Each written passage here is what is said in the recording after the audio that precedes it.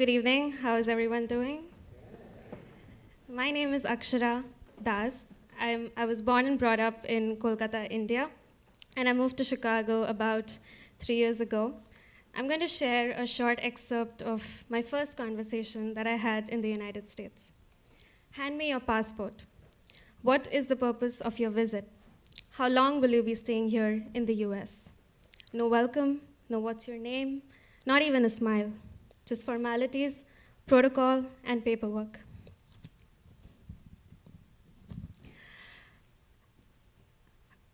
Back home in India, I was born in a very small nuclear family, which included my dad, my mom, and me. And that kind of closeness definitely comes with a lot of love, but it also comes with a hidden pressure. The pressure to be the best, the one that makes it all worth it. And for the most part, I did well. I loved studying, I got good grades, and I got into the best of schools. But soon I started realizing that I don't recognize who am I without society's definition of who I should be. And so I decided to leave. Not just as an escape, but to find myself again, to find who I truly was. And that brought me here to America, the land of opportunity, the land of liberty, as people like to call it. I still very distinctively remember my first day in grad school at DePaul University. When I walked into the classroom, I was a little shocked. I saw people from all different walks of life, some who had just started their careers, some who were transitioning, and some who were on the verge of completing their careers. And I thought to myself that I don't belong here. Am I qualified to be here? But as soon as people in the class started sharing their stories and their journey, it made me realize that there is no perfect timeline, there is no age, and people are just doing the best that they can with what they have. And that gave me the motivation to continue and taught me that maybe I can do this too. But right when I had figured it all out, life has a funny way of hitting you back. So I was met with a hit-and-run accident weeks after I arrived to Chicago. I was alone on the street, scared, bleeding, and to be honest, I didn't even know the name of the street that I was lying on. But in that moment of weakness, something powerful happened. There were strangers who came to my rescue. Someone helped me sit up, another one went running after the car, and someone else called the police. And in that moment, I understood the true meaning of the power of community. But the system isn't as kind as people are, and soon bills started coming in, over $8,000. My insurance did not cover most of it. Law firms dropped me when they got to know that the driver did not have an insurance. Back at home, my roommates made fun of my accent, my food, and just the way I exist. I had no place to go. So what did I do? I shut myself in. I was in my apartment for days, crying, and just thinking that I do not belong here. But then something amazing happened. My sister, who lives in Houston, she came to visit me, and she dragged me to go on the Chicago architecture tour. She was like, you have to come, you live in the city, how have you still not been to that tour? And so I went. And when I was on that tour, I will be very honest, I looked at the city from a very different point of view. And it showed me two sides of Chicago. One, from the outside, that can be tall and overbearing, but there is another side of Chicago that flows steady and gentle like the river. And maybe that gave me the confidence to feel that I can be who I want to be. The city is welcoming to everyone. And that brings me to introduce our very next speaker, someone who has worked for immigrants all her life, who herself is the daughter of an immigrant family from Michoacán. Her passion for justice grew right here on the streets of Chicago. She has uplifted immigrant families and uplifted the voices of those who deserve to be heard.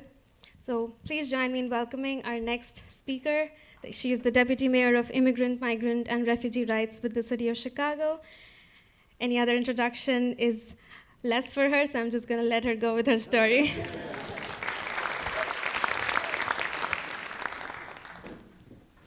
Wow. It is really humbling to share this stage with so many powerful speakers, and it's a reminder of our shared humanity. That's a theme that has become more and more real to me in this role that I've had the privilege of holding for the last 2 years.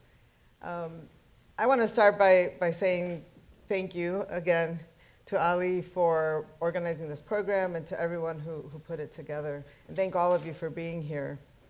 This is such a troubling time in our country, and it's moments like this that give us some hope and some joy. So when I talk about my family story, I say, made in Mexico, born in the USA. When my mom and dad took a chance and caught a ride with a family that they hardly knew from Mexico to Chicago, my mom was pregnant. So imagine one sedan with 4 adults, 3 children, a pregnant woman. It was a long 36-hour ride.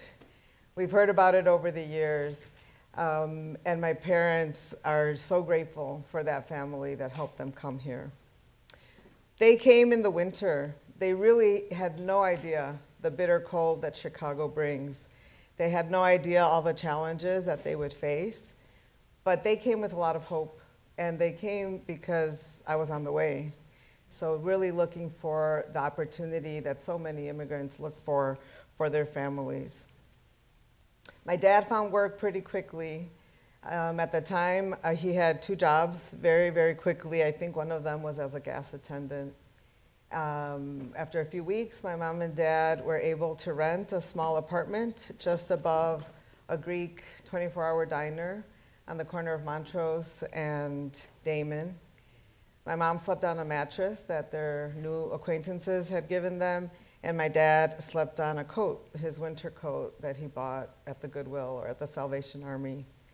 And when they talk about that time, they also, kind of reminisce and share the stories of the people they were meeting in Ravenswood, in that area, immigrants from all over the world, and the ways that they helped them, welcome them to Chicago.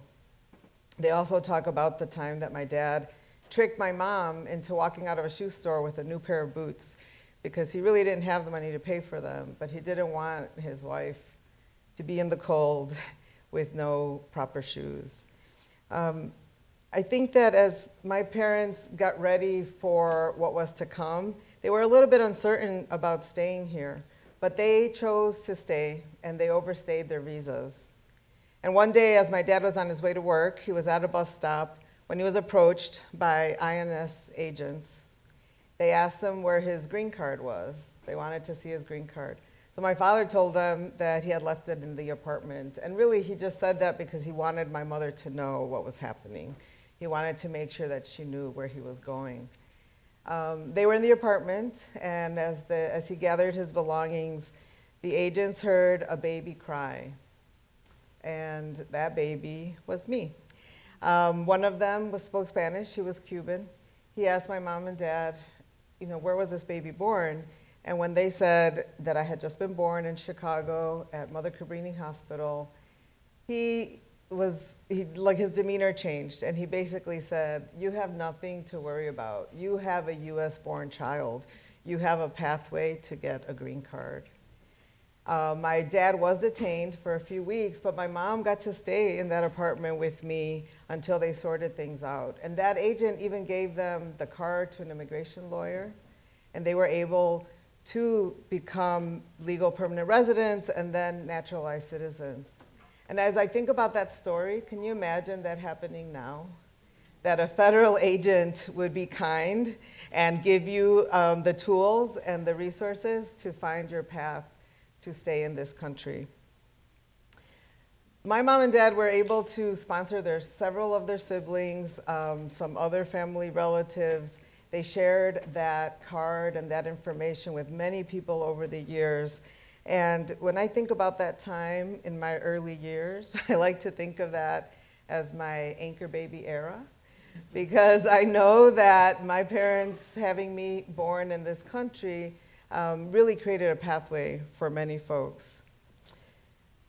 My parents were kind of typical immigrant parents. I feel some similarities with some folks here in that I was the eldest of 3 daughters, and they raised me like an oldest child. You know, I was expected to go to school. To be the first to go to school, I didn't speak English yet, so I entered a Catholic school that didn't teach English.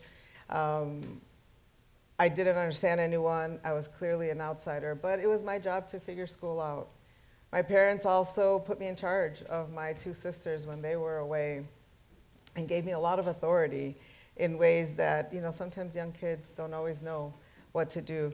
They asked me to translate documents that I didn't even understand, and they asked me to interpret. And I know that these are common things for many of us who are the children of immigrants, but they are the kinds of skills that teach us to be resilient, to be helpers and problem solvers, and eventually advocates and leaders. Those times were sometimes difficult, but I am grateful for all that my parents taught me. They also passed on our Mexican culture, our language, our values, the importance of family and community, and understanding and knowing that we have a responsibility to help others.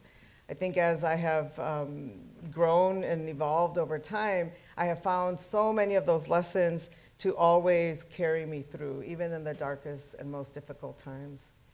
And that sense of community and family and commitment is something that helped me when I had to deal with probably the most challenging time of my life.